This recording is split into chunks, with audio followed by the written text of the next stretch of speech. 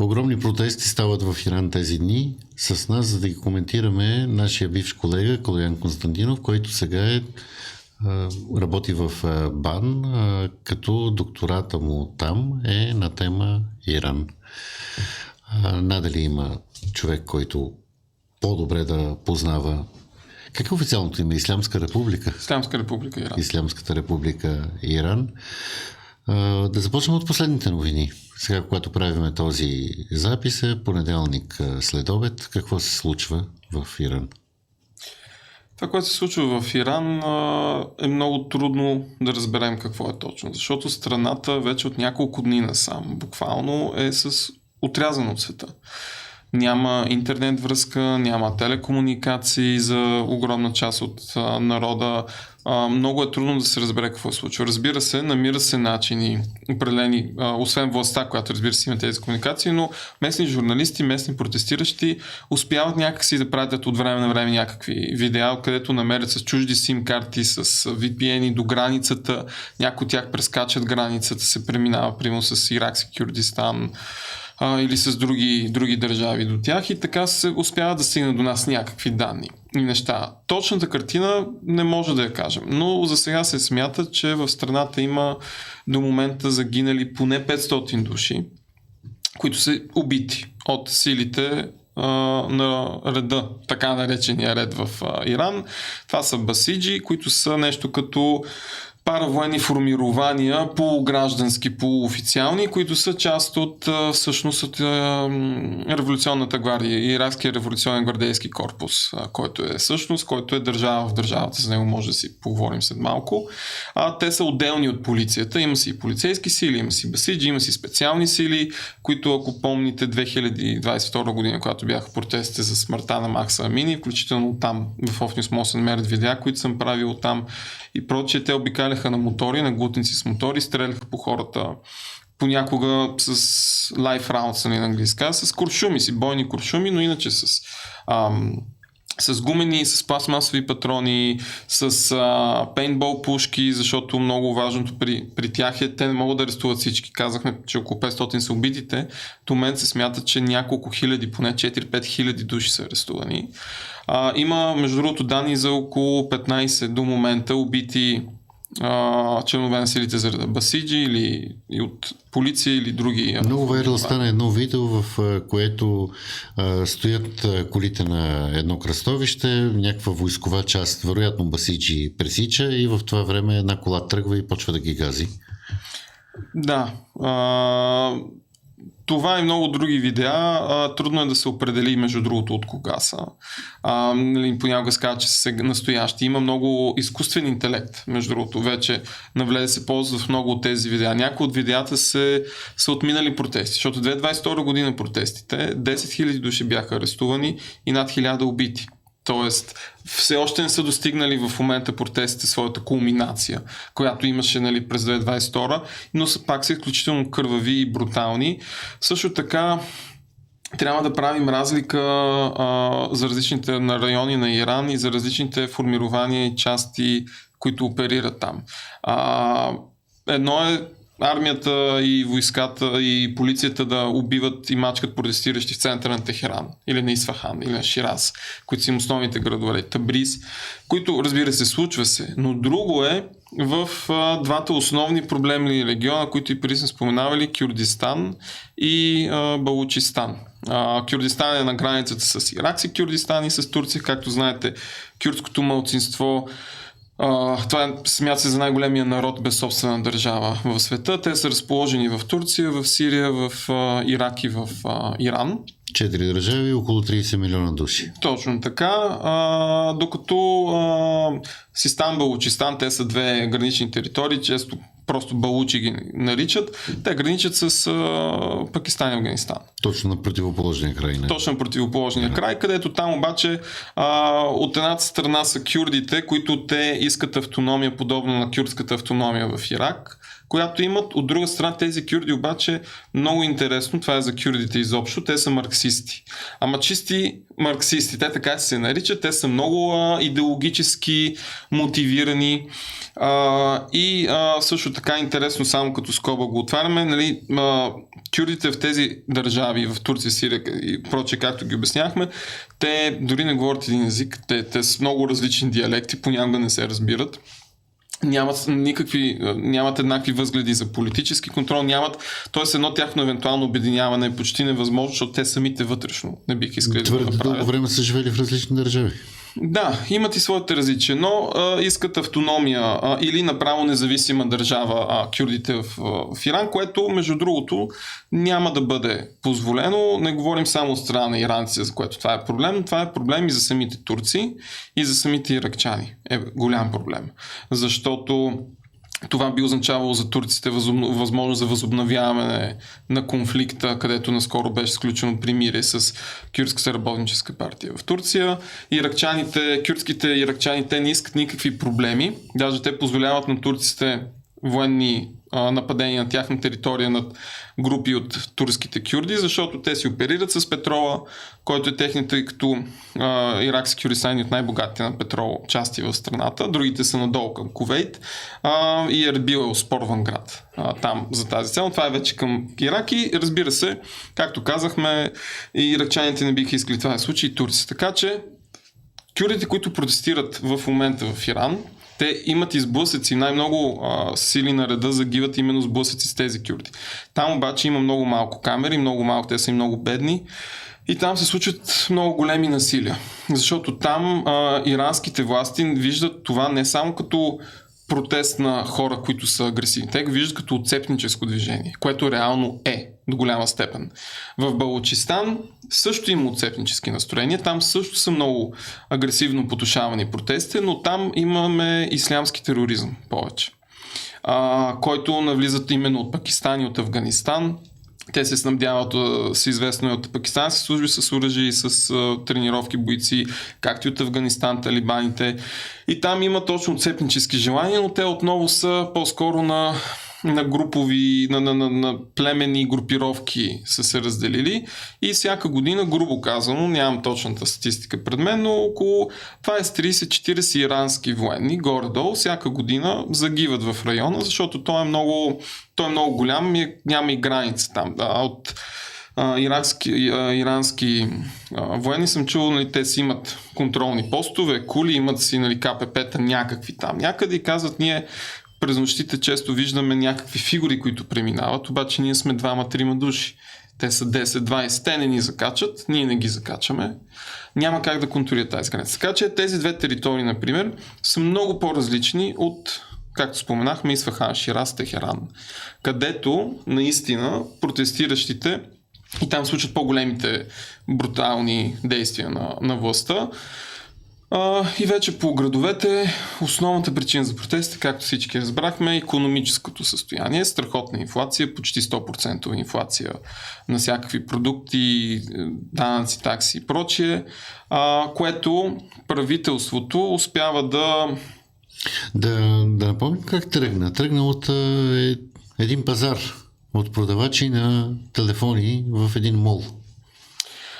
Да, този паралел, нека си припомним откъде тръгна войната в Сирия, гражданската война. Всъщност аз не знам, никога не съм си задавал този въпрос. Гражданската война в Сирия, поводът, който беше, отново в Сирия имаше страхотна репресия. Много назад във времето, 90-те години би трябвало да или началото на 2000-те. Баш гражданската война, която в крайна сметка доведе до отстраняването от власт на Башар Асад, 2011-2012. Разбира се, че тези конфликти и безредици не започват от днес за утре. Те си имат, и 90-те години, те преди това страхотните бомбардировки над Хомс, които са от бащата Асад. Да. Но това е друга тема. Отново има същите поводи, между другото, горе-долу, каквито и в Иран, но даже в Иран са по-зле. Страхотна корупция, страхотен авторитаризъм в самата Сирия, 2011-2012, страхотно повишаване на цените, обедняване на хората и страхотна суша. И тази суша, разбира се, повлича след себе си по-малко реколта, по-високи цени и прочие, понижаване на стандарта на живот. И тогава, ако не се лъжа, беше продавач на плодове и зеленчуци, се самозапали с там с количката си и прочее, с сергията си, и от него всъщност тръгна цялото това нещо и протестите на хората, и те бяха кърваво смазани, оттам вече започнаха обратен ефект, но от Сирия, нали, имаше и други военни сили, много чуждестранни сили, които много навлязоха, но в Иран имаме подобна ситуация. Икономическата ситуация в Иран, лошата икономическа ситуация в момента, да, тя се дължи със сигурност до голяма степен на огромната корупция и авторитаризъм и фаворитизъм на иранските военни и духовенство.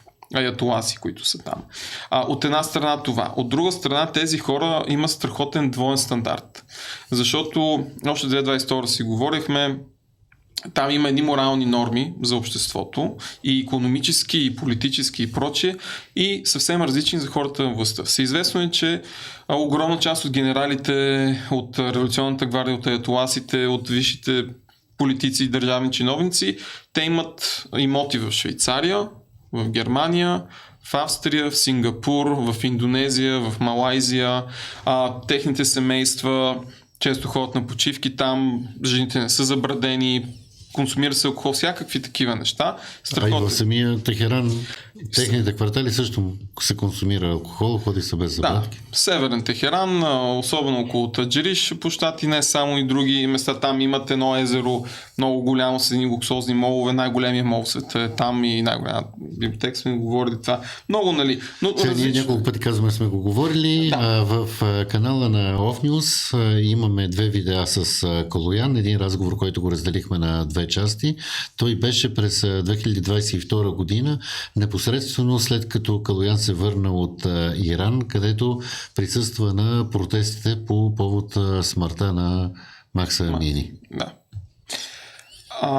И също така, последните няколко месеца се появи видео на дъщерята на висш държавен деятел в Иран. Ще излъжа дали беше политик или военен, едно от двете, която се жени с напълно западно облечена, нали, с деколте, с открита коса, с гостите танцуват, пеят, всички тези неща, консумира се алкохол, баща е до нея, разбира се, и хората бяха много възмутени, разбира се, че това се случва. И този огромен двоен стандарт.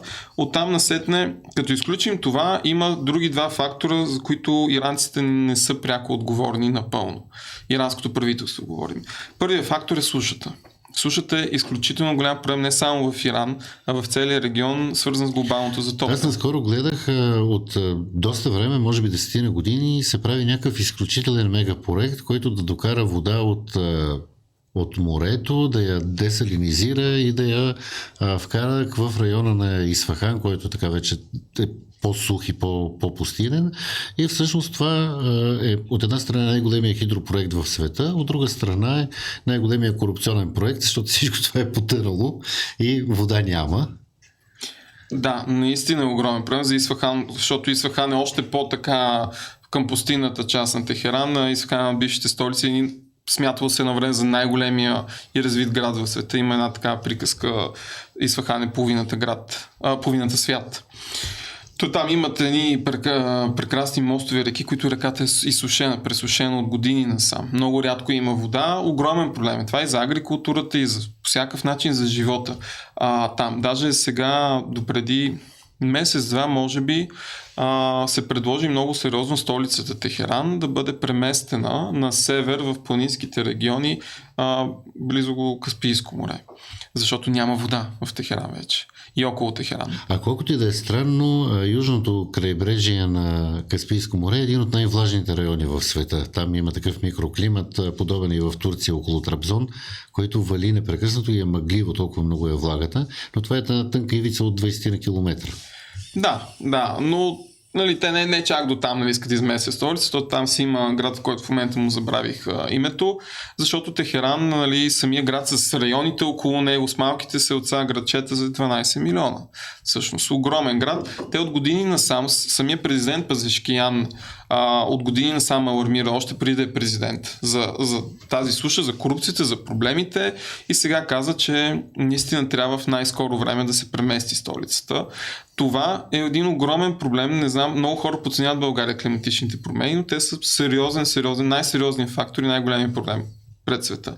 Това за Иран в момента много накланя звездите именно за бедността, за ниското качество на живот, нещо, което иранските власти трудно могат да контролират. Пак казвам, оставяме на страна корупцията. Това е единият фактор, който те трудно могат да контролират. И другия фактор, това са международните икономически санкции, за които говорим. Последните 30 години... Това са най-дългите санкции. Може би само към Куба са по-дълги. Зависи от кого, нали? От щатите към Куба са по-дълги, но те са на ООН санкции, на Съвета за сигурност на ООН, на Европейския съюз и на щатите. Това са трите основни групи санкции. Който е могъл е санкционирал Иран. Точно така, и те има-няма на щатите. Дори Русия няма съвсем свободна търговия и тя с Иран. Ами да. Значи иранците, иранския режим и народ, защото винаги се забравя народа, те са в момента държавата с най-дълго подложени под такива тежки санкции, нали, в историята. Проблема с Куба, между другото, те там няма кой да търгува с тях, те са толкова надалече.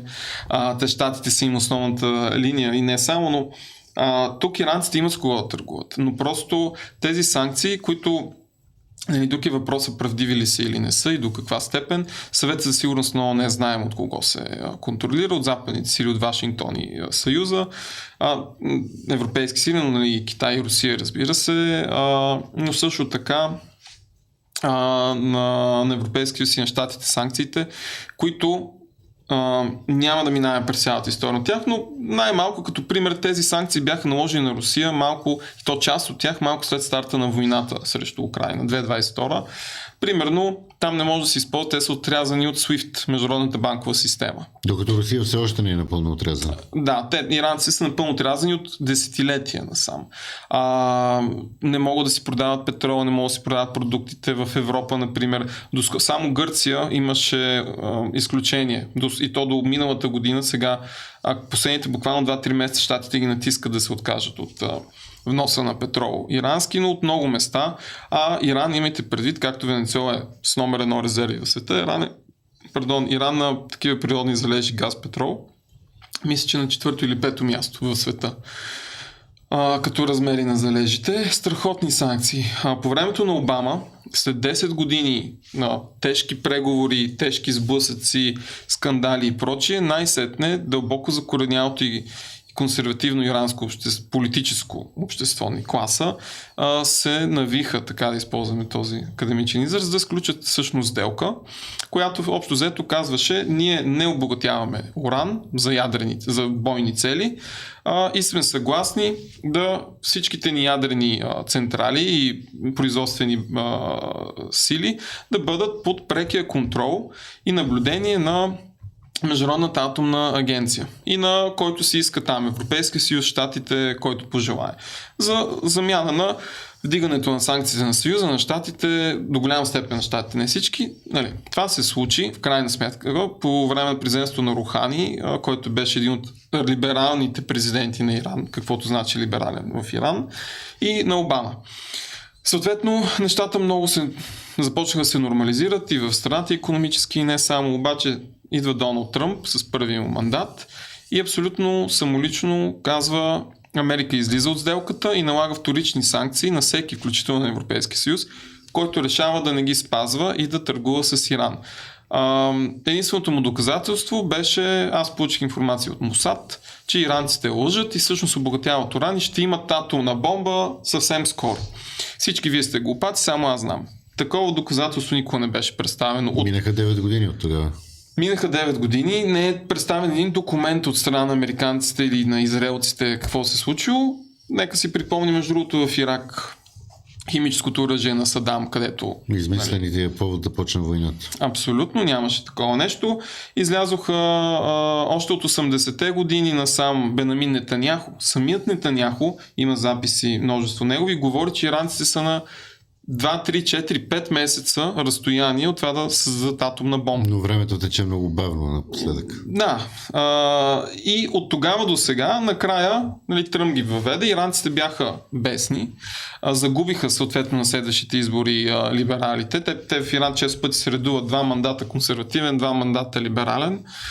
И дойде Раиси, който беше изключително, той е един от хардлайнерите, участвал в екзекуциите, в тяхната версия на Народен съд. след 79-та година, много хардлайнер теолог, нали? И страхотен удар понесоха иранците. Съответно, те побесняха тяхното политическо ръководство и не само. Не, че уневинявам в момента техните действия с това, но действията на Европа и иранци се бяха съгласили. Международната ядрена агенция каза: нямаме никакви ние наши хора са там на място във всичките производствени бази на иранците. Това не е като да правим сирене днеска тук, утре някъде друга, да има следи за това, има си технологии и неща. Съответно, защото много хора казват, нали, нека иранците да клекнат, нека да направят някакво усилие, беше направено и то беше отхвърлено. И fast forward до наши дни, където самите иранци правят огромната грешка до някъде. Те вместо да се опитат да намерят нови стъпки за консенсус, всъщност се радикализираха още повече и наистина започнаха да обогатяват уран, което съответно пък нови санкции доведе и т.е. обществото им обеднява страшно много и от това. Но отново, както видяхме този пример, не е ясно, ако иранците клекнат изцяло, дали всъщност Щатите и Израел не биха използвали това като повод да ги натиснат още повече. Защото нито една от двете страни не се държи по политически адекватен начин. В момента Иран има ли атомна бомба? Не. Въпросът е: Израел има ли ядрена бомба? Смята се, че Израел има поне 60 ядрени глави, бойни глави. До момента израелската държава не признава изобщо че има ядрено оръжие. И никой не ги пита и никой не им прави проблем за това. Нищо, че Израел избиха и 70 000 цивилни доскоро. Половината от които жени и деца. Това го казвам не знаем, има един вид вие защо биете чернокожите, да не казваме друга дума, но двойният стандарт е огромен. Иранци това го виждат. И иранският народ го вижда, и иранските политици го виждат, и не само те. И войната юни месец, която беше с Израел, войната и после с Щатите и удара по ядрените им централи и производствени мощности, просто много експерти смятат, че беше абсолютно нелегитимен. Първо нелегитимен, второ безцелен. Там като че ли нещата се разминаха много по-лесно, отколкото се очакваше. Буквално за дни някак си мина и премина. Струва ми, че тогава Иран прояви сдържаност и направи някакъв отговор по Катар, който беше малко бутафорен. Каква е ролята на Шаха? От него той ли наля масло в огъня за тия протести? Сина на последния. Принц Пахлави. Тук аз ще дам един контравъпрос. Някой беше ли чувал за принц Пахлави преди един месец? Моето мнение е, че да, защото в разказа за Иран някакси си върви, поне това в България, което се чува. В България все пак нещичко се чува за Иран. Не е любимата тема, но не е пак най-далечната. Чува се, че някога по времето на Шаха, бащата на Пахлави, там текли ръки от мед и масло, живяло се е много хубаво, това е била много модерна държава. Има една снимка, която много често се поства на студенти в къси поли, много добре изглеждащи момичета, модерни, и общо взето, след което дошли ислямистите и станало много зле. Да, но това е разказа в България. За бащата Пахлави. Аз питах за сина му, за принц Пахлави сега. Очакваш, че някога той може да олицетвори онова предишно време и че очакваш, че има поддръжници. Дори аз си спомням, когато с теб за първи път говорихме и ти каза колко ненавистен е бил режима на Шаха, че аз бях много изненадан в моята представа, която съм лаишки, така от тук, от там, случайни източници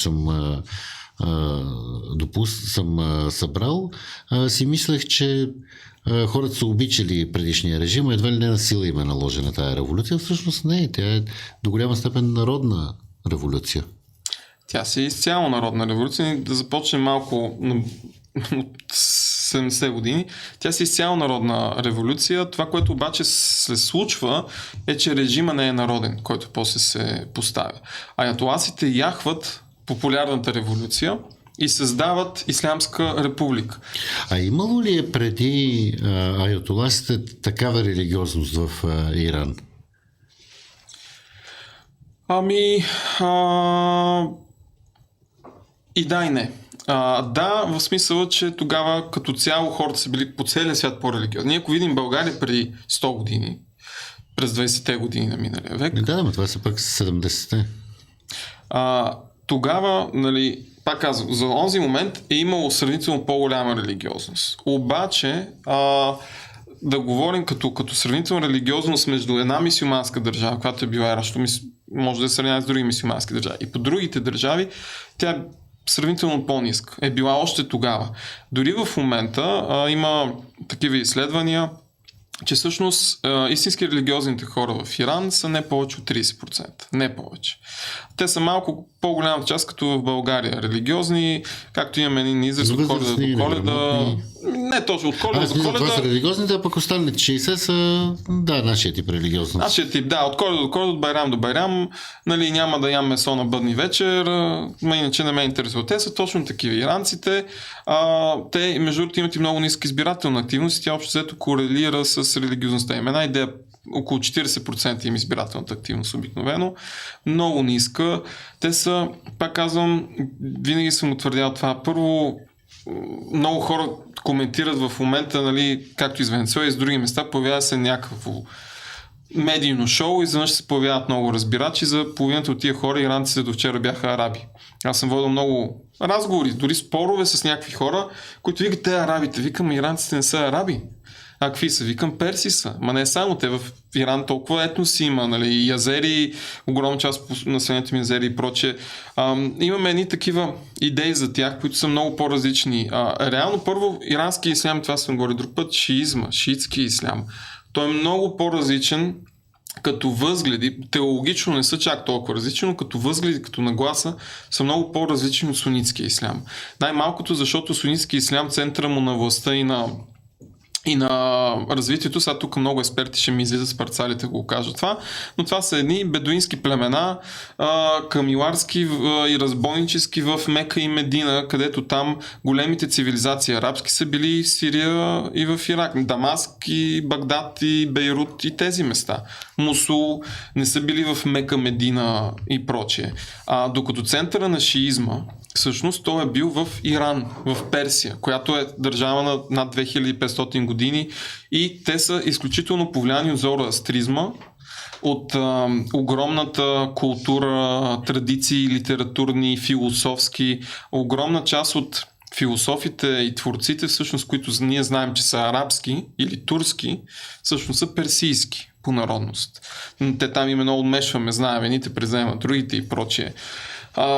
И те влияят по много по-различен начин. Съответно, те винаги са били изключително високо образовани. Дори в момента, това много пъти оказва, най-големи износител по международни данни на мозъци света е Иран. Един от топ 3-те, нали, някой тук много може да спори, но много статистики слагат трите най-развити технологични университети в света, които с изкуствен интелект, с информатика, с компютри се занимават. Това са ETH в Цюрих, MIT в Щатите и Caltech, нали, в Калифорния, да се спори, и в Иран. Всъщност. Тези дни имаше едно така доста неочаквано послание на Бенямин Нетаняху, който се скъса да хвали Иран, иранския народ, да говори колко е умен, колко най-добрите учени, най-великите бизнесмени и така нататък са иранци и колко много ги обича иранския народ, но мрази режима. Всъщност, много са странни отношението между Израел и Иран. Те са в война, въпреки че не граничат един с друг. Откъде идва тая непримиримост? От износа износа от прокситата на Иран, които действат около Израел, или са други причините? Накратко казано, да. Всъщност от техните проблеми. От тук отново трябва да се върнем. Съжалявам, че се тегне назад, но всичките проблеми те имат своя корен в историята. От 18 век, 19 век насам, от 1800-те, грубо казано, Иран и се счита за себе си иранците, иранския политически и културен всякакъв елит, той се счита за нещо като квази-колония на Запада. За Запада за тях включва и Русия, нали, Руската империя, това Съветски съюз и прочее. Защото те понасят редица териториални загуби, огромни териториални загуби. Говорим за Афганистан, за Таджикистан, Узбекистан, за Армения, за Азербайджан, територии, които са им отнети от великите сили тогавашните в поредица от Само войни. да илюстрирам докъде е стигала древна Персия. Битката във филма 300, тя е в средата, даже по-скоро в по-южната част на Гърция, което означава, че цяла територия на България вече е била иранска. Персийска. И е била персийска и е била така в продължение на 100 години най-малко, общо взето. И след това Александър Македонски колко по-късно е, 200 години по-късно, първите му битки, те са съвсем близо до Босфора. Това означава, че те владеят цялата територия на Турция. Мала Азия, да, тя си е била много така окупирана част от Персийската империя. А на изток стигат до Китай. Територии, които в момента са на територията на Китай, традиционно са били част от Иран. Таджикистан, например, тази страна, която от едната страна граничи с Узбекистан и с Казахстан, а от другата граничи с Китай, това са другия клон на иранската нация, на персийския народ. Не мога да коментирам за Таджикистан, но общо взето да, териториално да. Два бързи фактора от историята, които потвърждават това, което казваш. Първата световна империя, първата държава, която се смята, че е класическа световна империя, това всъщност е Персия. Тоест, че тя се разпростира на толкова континенти, на толкова народи, толкова единни закони и прочие. Това е Персия. Също така първата монотеистична религия, влиятелна, голяма, която е дала всъщност огромна част и вдъхновение на християнството и не само, това е зороастризма. Всъщност... Той не е ли дуалистичен все пак?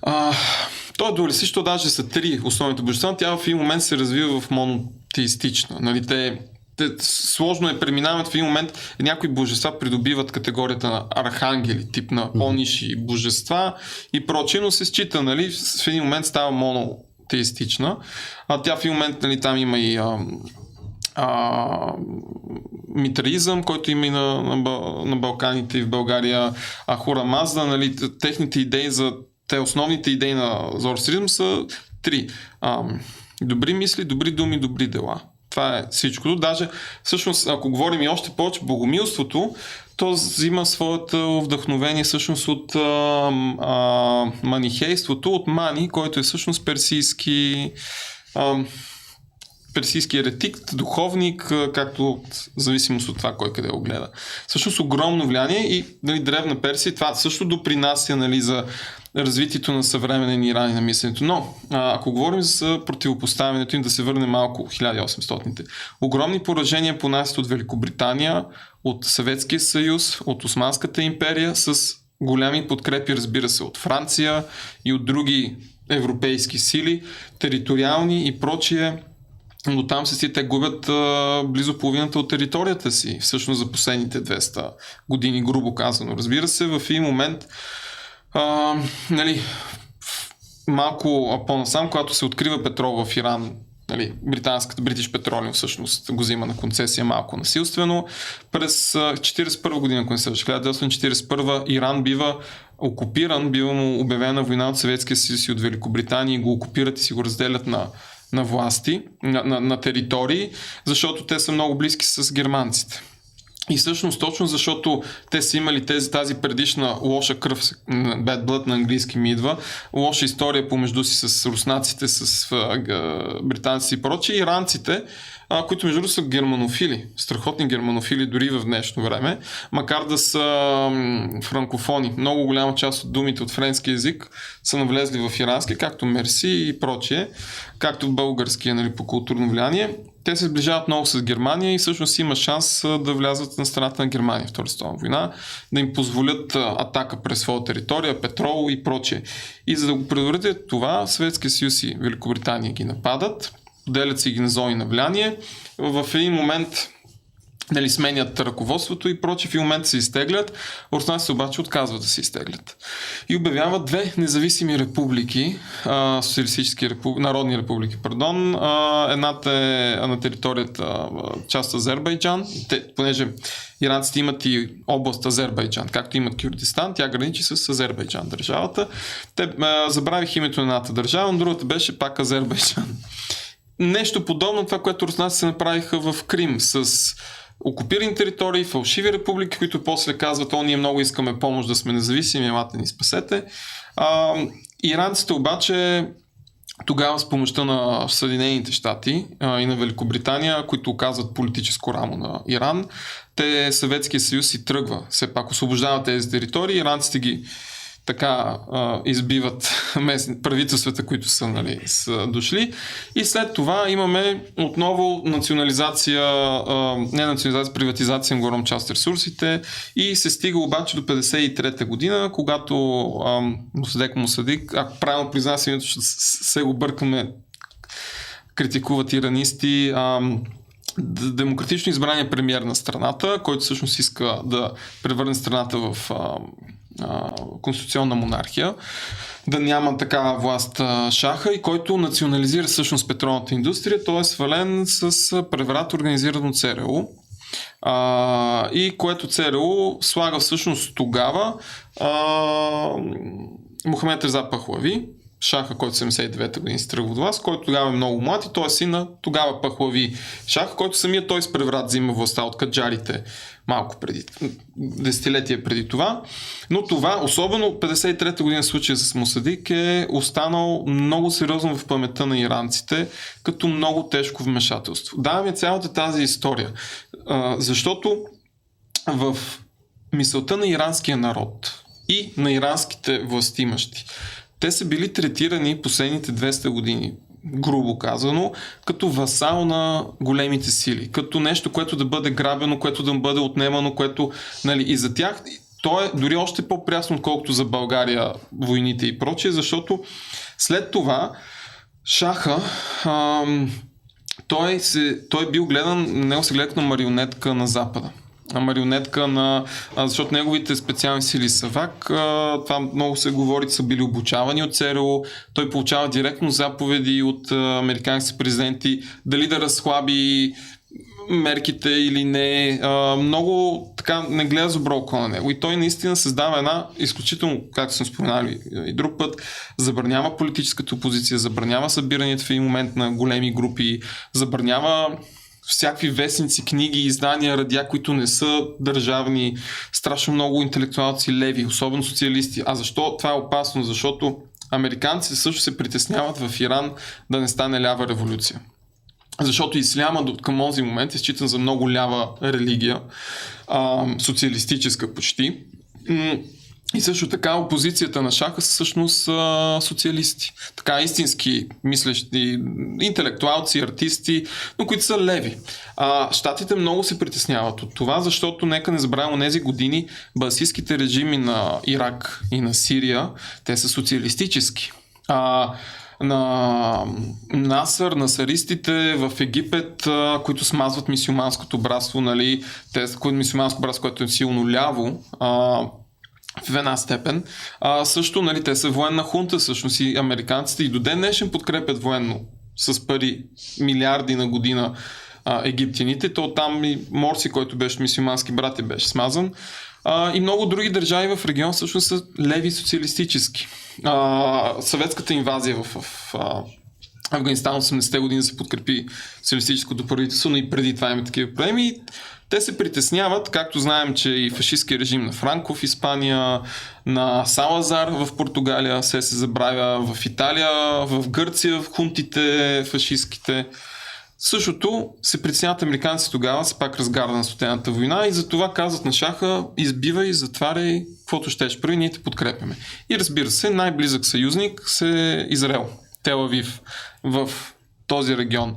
И в очите на иранците до 79-та година се е запазила тази идея Америка и Израел, защото те са много сърди. Даже има едно много интересно интервю на шаха, изключително образован човек, интелигентен, макар и автократичен, по 60 минути на BBC, мисля, че скаже предаването, но лесно може да бъде намерено в интернет, където самия шах, на перфектен английски, казва, те го питат за влиянието на израелците и на евреите в щатите. И го пита интервюиращия, много хора казват, че Израел контролира САЩ. Това така ли? И самия шах тогава казва, не, аз не мисля, че евреите контролират американците, но смятам, че тяхното влияние е прекомерно голямо и е твърде голямо дори за тяхно собствено добро. Защото ще дойде момент, в който те ще прекалят със своите искания. Все пак у тези години, това е след установяването на Израел, след войните, 6-дневните, Йом Кипур и прочие. И той сам казва, това ще е проблеми за самите тях. Но накратко, много неща пропуснах, разбира се, в тази история, но за това ислямската революция, тя е популярна революция, те виждат себе си и особено властимащите като първото реално правителство независимо на Иран от поне 100 години насам. Ако не и повече, което да устоява независимостта, което да е истински иранско, което... Сега, имало ли е момент, в който това управление на аятоласите е вършило нещо полезно? Тръгват ли за няколко години нещата или се закучват още от началото? Не. Сега, отново трудно да се каже какво би било с някакво друго правителство, но отново не им се дава шанс реално да направят нещо. Факт е, че веднага след революцията те организират народни съдилища, страшно много хора, царисти, шахисти. Той даже не е шах, той се самопровъзгласява за Шахин Шах, което е император, техния вече император, а императрицата от Шахиния, между другото на български се превежда, е Шах Бану. Императрица, иначе е кралица. Те започват, страшно много от роялистите напускат, хиляди хора са избити, без съд или са скълъпени, съдилища измъчвани, арестувани, огромен провал. Даже и се въвеждат някакви малумни нещо като лустрация правят аятоласите, която е много интересна. Разбира се, по-сложно това, което ще кажа, но ще дам един куриозен пример. На много места, за да си запазиш позицията, се въвежда изпит по Коран. По религиозен изпит. И един такъв известен пример е шахските военно-въздушни сили им въвеждат изпит с Корана. Вие може да сте пилоти, няма проблем с били трябва шах. Корана да познавате. Но да, кажете ни сега от Корана. Те, разбира се, не са били религиозни и масово ги провалите, ги уволняват, както и много други такива правят и такава чистка, които обаче конкретно за пилотите, когато тук е вече други момент, тъкмо започва, вече поутихват тези чистки вътрешни, кланете, затвори, простоти и започва Ирано-иракската война 1980-та. Тя защо започва? Кой започва? Кой инициира? Щатите. Това е. Сега, някой тук ще каже, колко ти плащат. Пак е между Иран и Ирак. Да, между Иран и Ирак, само че дето до този момент Садам има много добри отношения с Шах и с иранския народ. Те имат пограничните територии, които на Иран, където част от тях са богати на петрол, са населени с араби и прочие етнически. До този момент обаче, първо, иранската армия е най-силната в региона. Иракската трудно може да се предполага, макар че тя смята за втората най-силна. Не брим Израел. Втората най-силна и са в много добри отношения. Обаче това, което се случва е, когато в Иран този режим, шахски режим, който е до голям степен се опитва да наложи светски режим, те са шиити, както казахме в Иран, огромната част от населението, сменя се ситуацията и режима и иранците директно заявяват, ние ще изнасяме революция. Ще направим контрол на исляма, на народа, на населението и нашата цел е в други държави, които са потиснати от неверници, от невярващи от западни сили, американци. В техните очи Садам е прекалено светски. Той е светски. Басийските режими са светски, сирийския и иракския. А в Иран и към този момент и в момента по-голямата част от населението са шиити. Араби, но шиити, не оставяме кюрдите на страна. Самия Садам той от Тикрит, където там са известни сунити, но грубо казано около 20% на населението са сунити, останалите са шиити. Но са контролирани от сунит, което много ги дразни хората в Ирак по това време. И те се плашат, защото един от най-важните шиитски градове всъщност Басра и забравих му името в момента, всъщност от светите градове на шиитите са именно в Ирак. Всъщност самия Аятолах Хумейни, Рухула Хумейни, той бяга в Ирак, нали, когато го преследва шаха, след това избягва в Париж. Наджаф, мисля, че беше. Ще излъжа тук сега, някой може да ме критикува, ако слуша. Те се притесняват от популярна революция, подкокоросвана от аятоласите, но не само това. Садам вижда възможност, иранската армия е слаба, тя е обезкървена, но въпреки това отново Садам не би направил тази атака и затова има множество документи вече и разсекретени доказателства. Щатите всъщност му казват, и не само щатите, всичките им западни съюзници, накратко му казват, ако ти нападнеш, ще имаш цялата ни финансова подкрепа, цялата ни военна подкрепа. Той също така е подкрепен от социалистическите държави, защото иранското религиозна власт избива и комунисти, и социалисти останали, и леви мислители. Същевременно и Съветския съюз и Югославия, между другото, са много големи доставчици на оръжие и подкрепят Ирак, макар че много държави, като България, например, доставя оръжие и на Ирак, и на Иран. Но, накратко казано, иранците тъкмо имат шанс това правителство да покаже на какво е способно и се влиза в една 8 годишна брутална война, която накрая завършва без почти никаква промяна, също с стотици хиляди избити хора. Иранците използват това за повод да се разправят с още повече дисиденти и противници, защото все пак е военен закон, се въвежда и военно положение. И 1988 година, 1978 приключва войната. Иранците са напълно наясно, че Ирак е подкрепен от щатите и не само, и те са под кокорос, и нека използвам тази хубава дума. И това и друг път съм го споменавал, но тежкото икономическо положение, до което Садам води своята държава заради тази война, всъщност е пряко отговорно за падането на режима му. Защото той след това, той взима и много заеми от Кувейт, много заеми от други държави му се отпуска с прочее. Всъщност нещата започнаха от това, че мисля, че 91-а трябва да е било, Садам нападна Кувейт. Точно така. И той напада. И това се случва в момента, в който е в много близки отношения с САЩ и е задлъжнял на Кувейт. Първо е задлъжнял на Кувейт, не помня точната сума, но бяха някакви милиарди. Не само, че с това превземане на Кувейт той ще си опрости дълговете, но също така Кувейт има много богати петролни полета, разбира се. И това му е другата идея. Щатите реагират, унищожават до голяма степен инфраструктурата на Ирак, което допълнително довежда до обедняване на населението, до радикализация и постила всъщност ситуацията. То после има и друга пустинна буря и прочее. Всъщност води до 2003 година. Тук, ако си продължим да говорим, ще засегнем цялата история на тероризма, ислямски и прочее, но те нещата наистина са обвързани. Ако нямаше войната Ирак-Иран, до много е вероятно, разбира се, никой не знае какво би станало, но е много вероятно да нямаше такова ожесточаване на режима на Садам. Само за пример, той е един от гумения печат, освен химическото оръжие на Садам, той наистина използва химическо оръжие срещу кюрдите в северната част на страната, ако гледаме така картата,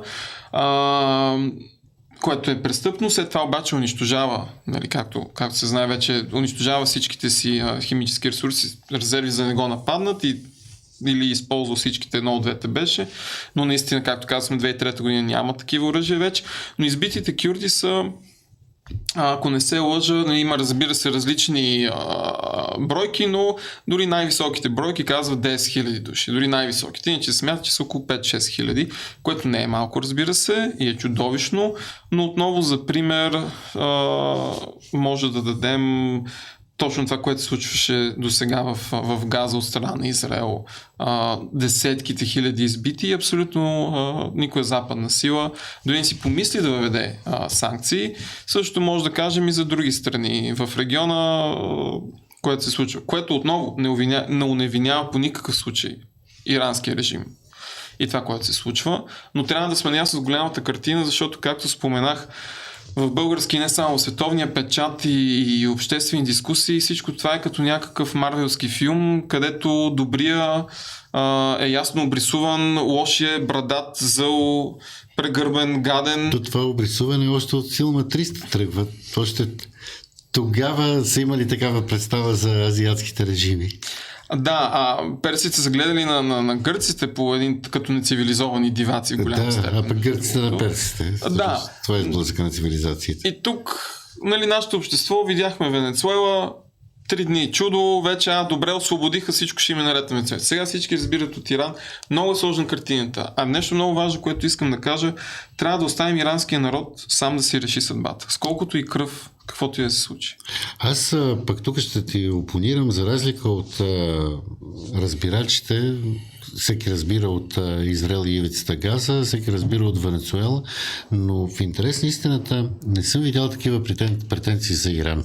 Струва, че този път българите са малко по-умерени, може би, защото информацията е по-малко и няма чак толкова много Фейсбук експерти. Почти не съм видял уверени прогнози. Няма точно мерило, което да каже сега повече или се не. Според мен са също толкова колкото за Венецуела, но дори да са по-малко, общата настройка е хайде да ги бомбардираме тези брадатковци, чалмари,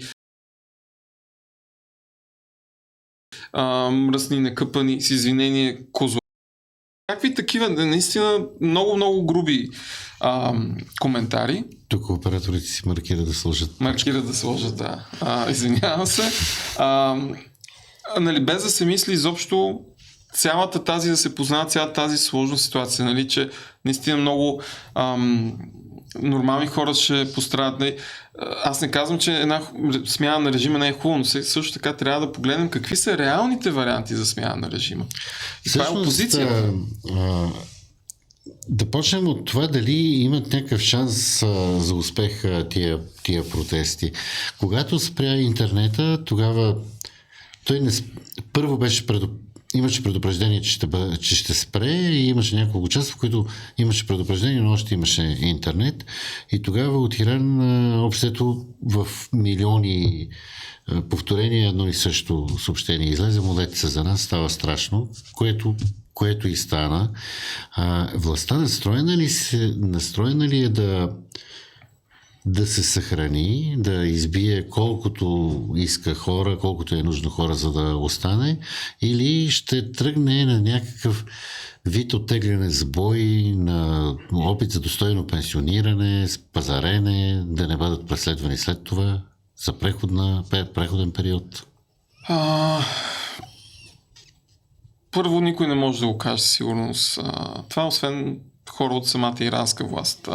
Подобни протести и процеси, както между другото и в България и в много други подобни държави, вътрешни преврати се осъществиха или вътрешно решение на властите да се преформатират. С това ми мнение искам да кажа, че повечето експерти, ако някой каже да, със сигурност това ще стане или не, няма да стане, наистина няма как да знаят. Ако наистина има промяна в Иран в момента, без външни сили, не говорим за военни интервенции, войни и прочее, то ще бъде решение на военните или на съвета на пазителите, групата аятоласи, по-низкият аятоласи. Аз същия въпрос ще го задам по друг начин. Преди 10 години Иран имаше един много голям истински лидер, който наистина преобърна света към по-лошо, но беше лидер от световна величина, Касим Сюлеймани. Той беше убит с американски удар. Това е човека, който измисли тази стратегия на проксията, измисли Хизбула, Хамас, тези в Йемен, въобще изнесе войната извън Иран и успя да причини много, много смърт навсякъде. И ми се струва, че упадъка на Иран започна след неговата смърт. Има ли сред аятоласите и сред военните някой, който от неговия ранг, толкова решителен, толкова мрачна фигура? Не се очертава. Сред аятоласите, тези, които могат реално да вземат някаква власт, огромна част са консервативни, огромна част са много стари, много закоснели. Самия Хаменей на 86 години. Говореше се, че се готви неговия син Мухтаба да вземе длъжността му. Малко като Татуршивков и Владко Живков, който не е някакъв гений с Мухтаба. Да, който на 56 години не е гений и това би сигнализирало за ирански народ още по-зле, защото ти започва една революция да махнеш една монархия, една династия и изведнъж идва друга династия. Самия Хумейни, Рухуа Хумейни, който е бащата на нацията техния, така не си позволи да си посочи сина за наследник или нещо подобно. От военните, ако дойде промяна, реално ще дойде от военните вътре в държавата. Обаче... Сега тук малко да разделим нещата. Поне съобщенията са такива, че басиджите, тяхната жандармерия, така да го кажем по нашите стандарти, тя потушава бунтовете, докато армията все още не е използвана, защото режима не е сигурен в нейната лоялност и се страхува да извади от казармите, защото може да се обърне срещу него, с изключение на двата района, които ги казахме, Кюрдистан и Балуджистан.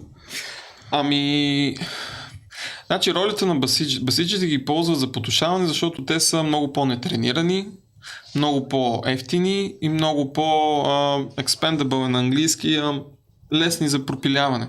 И да умрат и да се разбунтуват, те не са толкова тежко въоръжени, те нямат толкова тежка техника, нямат толкова, както казах, добро обучение. Те са наистина като, нека да го кажа, като паравоенна жандармерия. Башибузук. Да, макар че разбира се имат си някакво ниво в обществото. Башибузука има. По-добро от Башибузука. Башибузука са хептен на разбойници, докато в Иран има две армии. Едната е армията, другата е революционния корпус. Революционния гвардейски корпус. Те са преторианската гвардия, гвардейския корпус. Те контролират пряко около 50% от иранската икономика. Както казах, те са държава в държавата. Дори да се изкара армията, гвардейския корпус, те са най-лоялните и те не само, че са най-лоялни, те са най-финансово зависими. При една смяна на режима, това ще е огромна загуба на власти и на пари, финансови. Затова гвардейски корпус, дори армията да излезе, гвардейски корпус не е по-голям от армията, но е по-добре подготвен, по-добре въоръжен. Те движат всички международни проксита и акции, техните сили КУЦ, особено отряда им. Те имат на много места в градовете, имат в центъра на града, имат бази на революционната гвардия и на Хизбула. Между другото, те имат тренировъчни лагери там, но Хизбула не са ги вадили. Към момента те и без това Хизбула вече е малко под въпрос каква им е силата, ливанската организация. Така че не ги вади според мен не защото се съмнява в тяхната лоялност, защото те ако искат могат сами да си излязат от казармите, просто защото е по-ефтино и е по-добре да извадят басиджите, да бият протестиращи. А и другото, което е революционната гвардия наистина са убийци. Те са тренирани за война. Това не е...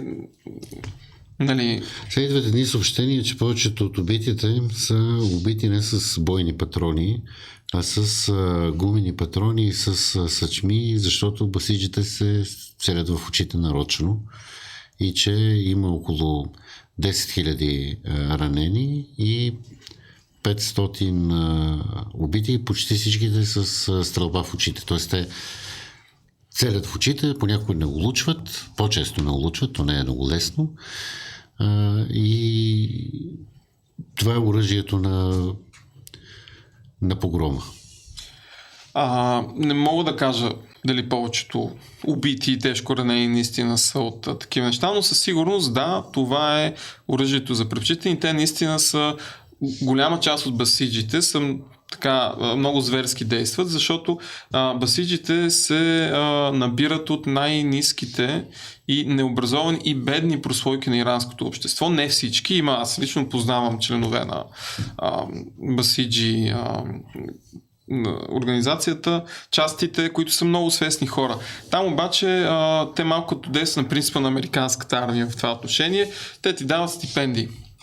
Примерно, служи 2-3-5 години в режима на басиджите и имаш шанс или да се изкачиш след това да минеш в армията или в революционната гвардия, ако имаш данните, или се уволняваш и получаваш безлихвен кредит за дом, или получаваш безплатно висше образование, стипендия там, квартира и прочие. Тоест те имат и икономически причини да се присъединяват. И също така, отново, както каза се, Иран е над 90 милиона държава. Има много богати региони, но има и много бедни. Много бедни. И за тези момчета, често пъти много слабо грамотни, много слабо образовани, с много слаби възможности. Баща ти е козар, ти си козар. Шансът ти е да се присъединиш към армията, но армията няма да те вземе от ръки. Нали, трябва да минеш през басиджите. Възможно отново зависи от къде, нали, по-сложно от това, което го описал, но басиджито е общо взето ти най-лесният вариант. Асансьор в социален асансьор. Да, което между другото не е само в Иран е така, в много други държави, в Египет е пар екселанс. Примерно, те египетци имат една армия и сили, докато при иранците е по-разслоено. И те нарочно го правят това, за да няма, ако армията реши да прави преврат, гвардията ще реагира. Ако гвардията реши да прави преврат, армията ще реагира. Ако басиджите решат да правят преврат, нали, всички ще реагират. Те си имат и вътре, и в гвардията, и в армията си имат, разбира се, фракции. Имате, как да кажа, ясно е, че опозиция имат, но политическа легитимност на опозицията. Само сина на Шаха ли е легитимен, а и той самия доколко е легитимен? Ще дам най-омразимия отговор. Първо, благодаря за този въпрос. Извън Иран има две, нека ги наречем, легитимни опозиции. Първата е Шах, сина на Шаха, принца Пахлави, който вече споменахме обаче, че той напуска много млад Иран, мисля, че 17-18-19 годишен, има обучение за пилот, или 20 годишен беше, излъжа, но много млад, има обучение за пилот. И от тогава насетне, аз затова попитах отдеве някой изобщо чувал ли го е, защото дори по време на протеста 2022 година гласа му почти не се чуваше. Той никога не е бил разпознат от международните правителства като легитимна опозиция. Той не е правителство в изгнание. Той не е някакъв лидер, нали, пак казвам, до сега къде се е изказвал, кой го е с извинение бръснал за слива. Първо, каква легитимност има в този от неговата легитимност идва единствено от кръвта му, от баща му. Но той самия, той се издържа, доколкото нали, има данни, не е в най-добро финансово състояние, не е като нашия Симеон, нали, с заеми, работи и прочее, нали, но нали, не живее бедно, в никакъв случай не е този охолен живот, в никакъв случай той се занимава предимно с политически активизъм и НПО дейност, не е с огромен опит да ръководи хиляди, милиони хора в никакъв случай. Както казахме, те нямат паралелно правителство в изгнание, както някои други държави. Имат, съответно, той единствено има плюс и легитимност е кръвта на баща му. Съответно, много голяма част от иранците не го припознават и не го е просто защото знаят, че той първо няма опита, второ помнят, че как баща му и защо е бил изгонен, всъщност режима му. Трето, той е виждан директно като марионетка на Тел Авив и на Вашингтон. Когато се случи войната юни месец миналата година, 2025 година, той приветства ракетните удари на щатите и на Израел срещу Иран, а все пак умряха няколко стотин ирански цивилни. Това иранците го виждат все пак. Той има снимки, дъщеря му, ако не се лъжен, или една от дъщерите му е женена за евреин, за израелец. Той има снимки с Нетаняху. Това по принцип в Персия, не знам дали за Иран, но в Персия не е било недопустимо. Не. Дори в момента в Иран, както съм споменавал, те имат най-голямото израелско малцинство в целия Близък изток. Те си имат задължителна квота парламентарна за един или двама депутати евреи. Имат си местни народа винаги са били в добри отношения до режима на аятоласите. Народите, да.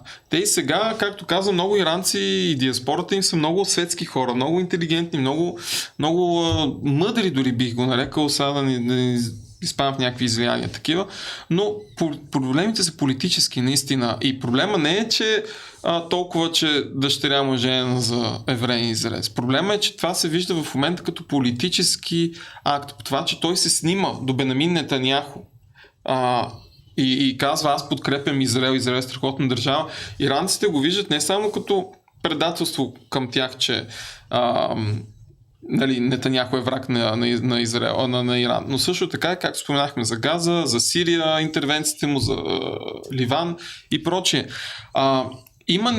Има някои хора го подкрепят, наистина, но те са много малка част или монархисти, таки фанатични монархисти, или хора, младежи, които малко като тук... които са забравили, никога не са го знали. Както тук имаме хора, които страдат по Живков 20 годишни... Ми разказват какво е било. Да. Не съм това е едното, но друго, което трябва важно да споменем, то в момента ситуацията в Иран много напомня на последните месеци и години на режима всъщност на Шаха. Както споменах по-рано, Шаха унищожава всякаква друга опозиция. Демократична, всякаква друга и оставя само аятоласите. Някой друг път може да поговорим повече подробно защо точно те остават на власт, но те остават. Как точно в момента аятоласите са смазали всякаква друга опозиция вътре в Иран и остава само Шах. Остава само Шах, реално. То е лесно, като ими хората, затова по-скоро те искат промяна. Тях не ги интересува, много от хората не ги интересува кой ще дойде, защото те си казват няма как да стане по-зле. Дали това е така или не, е въпрос на друг дебат. И другата легитимна опозиция извън Иран, това са, които аз бих казал, че оперативно са по-способни, но като легитимност и одобрение в Иран са много по-нежелани. Това са организация на муджахидините на иранския народ, или известен като ОМИН на български, на английски се абревиатурата МЕК, M-E-K. Муджахидин е, там не мога да го произнеса в момента на фарси, които всъщност са марксистка групировка, те са секта, реално. Те са реално с секта, почти култ, с култ към личността, към семейство Раджави и в момента Мариям Раджави, която е съпругата на техния основател и лидер, който този лидер не е виждан от години, смята се, че е починал или не, но тя контролира, тя и вече е на възраст. Накратко историята на иранските муджахидини, те съществуват като марксистска опозиция още от времето на Шаха. Много груба, насилствена, говорим за терористични атентати, говорим за убийства на генерали, на политици, на интелектуалци, на бомби в самия Иран по времето на Шаха. Шаха много сериозно ги преследва и в един момент ги приема Садам Хюсейн. Те избягват там, ОМИН избягват в Багдад и при Садам Хюсейн. След идването на ислямския режим започва, и те са против и ислямския режим, разбира се, започва и войната, която започва. Иранските муджахи, които са си иранци, се обявяват твърдо на страната на Садам Хюсейн и участват в войната, специални операции срещу собствения си народ. След това, като пада режима на Садам 2003 година и където множество ирански милиции, шиитски и техни групировки близки до тях и правителства идват. Лагерът Ашраф, така се казва, лагерът, в който са били базирани, започват множество атаки срещу тях, множество нападения. След това те ги местят американците в друг лагер, Либърти, където пак има сериозни атаки и проблеми създават. И в един момент, 2013 година, ако не се лъжа, се взима такова решение ОМИН да бъде преместена в Албания. В Албания? В Албания, да. В Албания, където те биват преместени, в момента те имат цял затворен голям комплекс, който е точно като култ, като комуна. Да, сега се сещам. Това е в Тирана, там близо до лифта, който е. Да, там има един много голям затворен комплекс, който се говореше да става иранска територия там. Да. Те са там и това много разгневява. Албанското правителство и албанците от години насам са много... че как да използвам дума, която да не е обидна, разбира се, и да е по-професионална, правят за ръките на американците. Каквото американците поискат. Там... Те са най-големите съюзници албанците на Западните Балкани, заедно с косоварите, но те са албанци, нали? На американците. Съответно, това всъщност е причината за огромните проблеми между Иран и Албания, за изгонването на ирански дипломати, за затварянето на посолство, за кибератаките на Иран срещу албанското правителство, за опити за убийства там, нали, като то мисля, че Ашраф 3 или 2, не, Ашраф 3 мисля, че се казваше лагера от Тирана, като самите те и Мария Мраджави, те си имат между другото YouTube канал, имат си медии, имат си участие в албанските медии. Те обаче, те наистина са култ. Те са култ към личността, първо към семейство Раджави, второ, както казахме, са марксисти и трето, хора, които са избягали от там, защото те са затворено точно комуна, не пускат така да си тръгват техните хора. Хора, които реално са успели да напуснат и след това са давали интервюта, които в никакъв случай не подкрепят Иран, казват там ти нямаш свободна воля, там първо мозъкът ти се промива, ти, нали, трябва да се молиш пред Раджави, трябва да казваш, нали, да се учиш на определени техни текстове, техни идеи, трябва жената задължително трябва да ражда какви си деца, да се жени по този начин, трябва мъжете да правят това.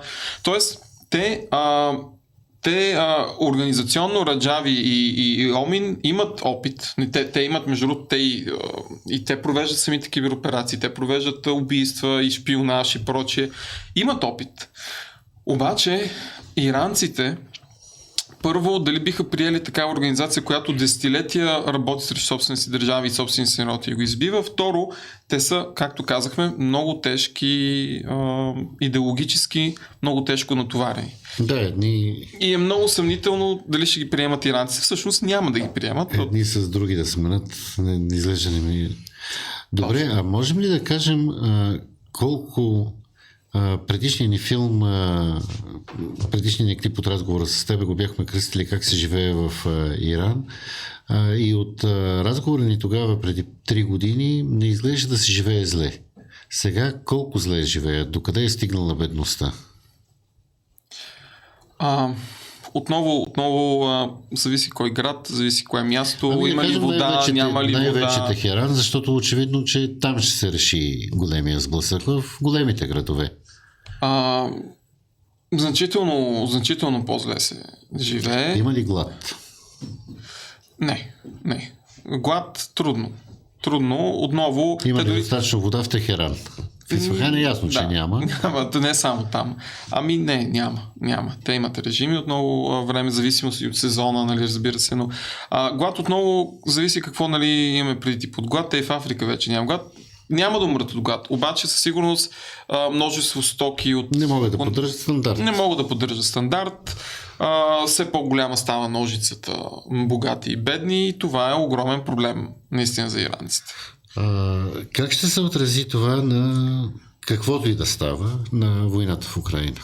Има ли връзки с тая война според тебе? Случващото се. Има връзки до там, доколкото Иран снабдява Русия с оръжия, дронове най-вече, но и не само, и му казва подкрепа.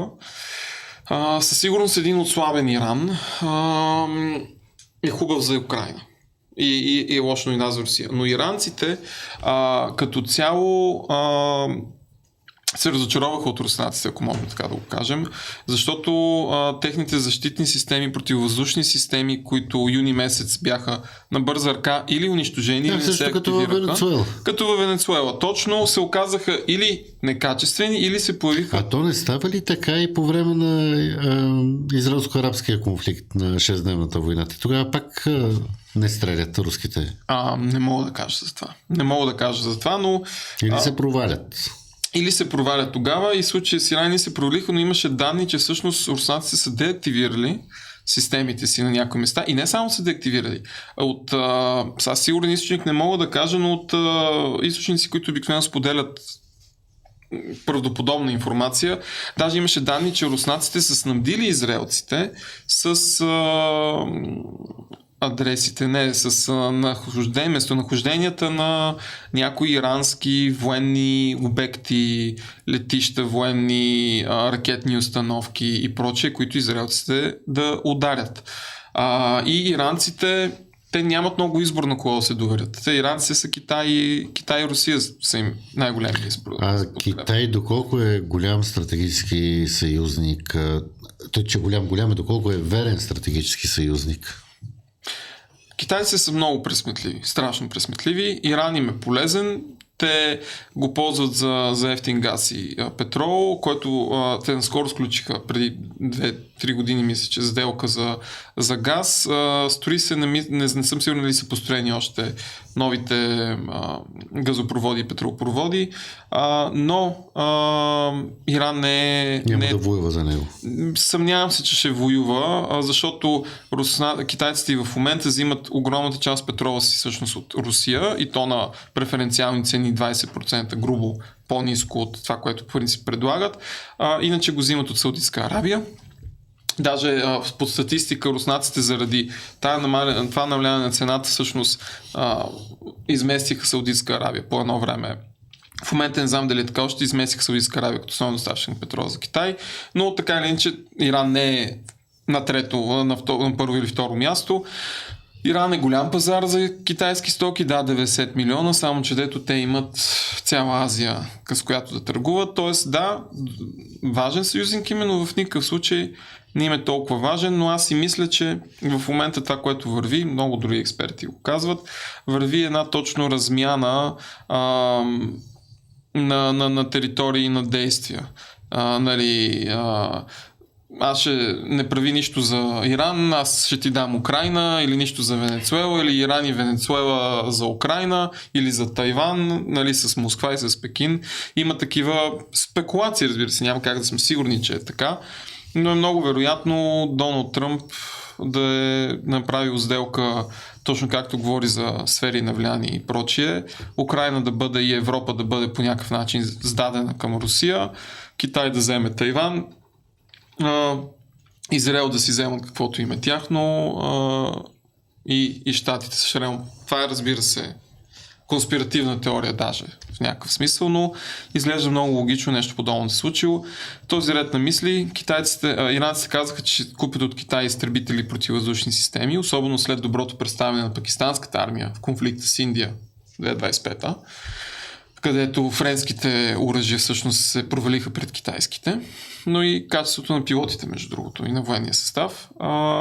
Но Китай първо не може да ги произведе толкова бързо, второ не е ясно дали Иран има с какво да ги плати и как, трето не е ясно дали Китай има такова желание реално и дали извива ръце, но нещата не изглеждат добре за Иран. Ако някой ме пита каква е следващата стъпка, вече сам си знам, толкова нагъл станах.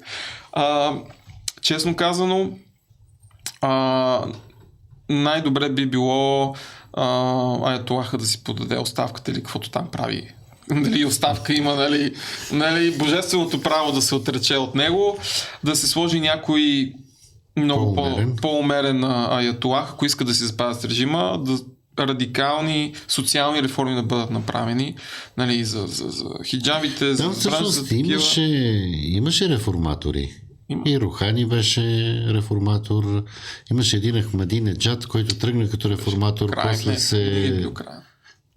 после се втвърди. Не, той беше социален реформатор. Той бореше корупцията, направи там някакви. Той беше от другия тип реформатори, такива много религиозен, но с опит да подобри социалната система. Това трябва да го направят. Това са им стъпките. Но според мен те са толкова вече навътре с убийствата, мародерствата, неща, че то се видяло, че не искат да отстъпват. Те, ако бяха на този начин на мислене, щяха да го направят още в началото или малко след началото. Сега вече е малко вабанк. Сега не знам дали нашите зрители си дават сметка колко е близо Иран. Една държава ни дели. Една държава ни дели. Доколко е възможна бежанска вълна и в какви размери? Тази бежанска вълна, ако приемем, че има тотална война и разруха в Иран, разбира се, ще дойде, което се надяваме да няма. Най-вече за иранския народ го казвам това, не говоря за властта в никакъв случай. Иран, много е вероятно, защото имайте предвид, че Иран, всъщност много се говореше за бежанската криза, Турция колко бежанци била приела, нали? На нейна територия ги изхранва. Те бяха 4 милиона. Иран има също толкова афганистански бежанци. След фиаското на Америка. Това са 4 милиона афганистанци, освен 90 милиона иранци. Да. Които последно време, те до голяма степен афганистанците са ирански народ. Нали? Там, нали, има спорове кои афганистанци къде, но всъщност те като американците от талибаните бягаха. И не само. И американците, особено като си тръгнаха, много стотици хиляди афганистанци избягаха в Иран. Няма да идат в Пакистан. Нали? И отидоха там и ирански режим ги издържаше сега, не по начин, по който Германия ги издържали, нали, но по-скоро с Турция. И там създадоха големи проблеми. Никой обаче не говореше, както с Европейския съюз или щатите, който е там, да помагаме на Турция, да им плащаме, защото ще ги пуснат към нас. Нали, или нещо. На Иран никой не помогна за това. По някакъв сериозен начин. Те започнаха, между другото, тръгна да им натежава това, последните месеци започнаха да ги гонят. Да ги пускат към Турция. Не, да си ги гонят към Афганистан. И то насилствено, не със сила, защото те са по-така груп режим. Но 92 милиона, мисля, че са иранците, плюс 4 милиона афганистанци. Ако се случи тотално, защото дори да има колапс на правителството, нали, ако има ново правителство, нов режим, нали, ако се стигне до тежка кървава война, със сигурност ще има огромна беженска вълна и тя ще тръгне към Турция. Няма да е към Сирия, няма да е към Ирак. Може към Ирак, между другото, част. Но със сигурност ще са няколко милиона, които ще дойдат насам. Но нека да имаме предвид, че те имат и много силна диаспора, много големи общности в Америка. Като цяло са много добре образован народ. Да, много добре. Те и сирийците бяха преди войната. Но също така, отново ние като говорим за сирийци, има неграмотни козари, има и лекари. Нали? Един от огромни проблеми на бежанските вълни е, че тръгват хора, които нямат, защото те са бежанци слаш мигранти вече, икономически мигранти. Нали? Тръгват хора да го правят това, които нямат нищо. А те обикновено са нахъсаните, настървените. Аз не съм видял нито един човек тук да има проблем с сирийски доктор, преподавател, учен, артист, които си избягах. Но разбира се, неуките, агресивните, престъпниците, те се възползваха от това. И това го виждат и иракчани, и сирийци, и иранци, и други такива, и афганистанци. Има и много образовани афганистанци. Включително в България, мисля, че едно НПО за жени бежанки, за подкрепа на жени бежанки беше, забравих как се казва, България, той е ръководен от афганистанки. Много образовани. Аз мисля, че ние имаме видео с една от жените, които ръководи това НПО. Мъча да се сета как се казваше, но ако ще го погледна видеото и ще го изпишеме сега като линк.